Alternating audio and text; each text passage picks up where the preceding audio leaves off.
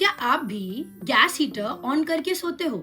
अगर हाँ, तो ये आपकी लाइफ की सबसे बड़ी प्रॉब्लम्स में से एक हो सकती है।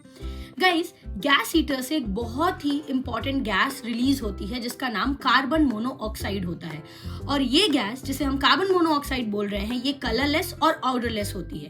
कहने का मतलब ये है कि ना आप इसे स्मेल कर सकते हो और ना ही आप इसे देख सकते हो। मतलब ये एक साइलेंट किलर की तरह काम करता है। आपने कई बार ऐसा सुना होगा कि एक टैक्सी के अंदर अगर कोई बच्चा अंदर फंस गया है खड़ी धूप में, धीरे धीरे वो बच्चा ऑटोमेटिकली खत्म हो जाता है अगर कार का एसी ऑन है।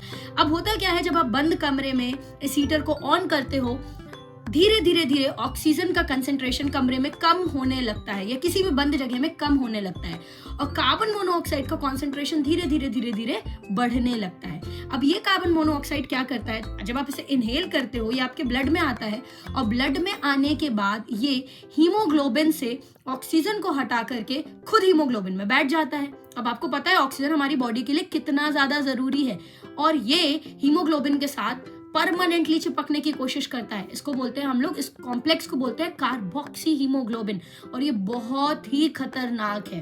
तो कभी भी अगर आप बंद कमरे में हो और हीटर चल रहा हो और आपको वॉमिटिंग सा फील हो, डिजीनेस सा फील हो, है ना, चक्कर आ रहे हो, जी घबराओ या सर में दर्द हो, तो इन साइंस को इग्नोर नहीं करें क्योंकि ये बहुत इंपॉर्टेंट है। ये शुरुआती सिंबल है या शुरुआती मैं बोलूँ एक सिम्टम्स हैं जो ये बताते हैं कि कार्बन मोनोऑक्साइड की पॉइजनिंग होना शुरू हो गई है।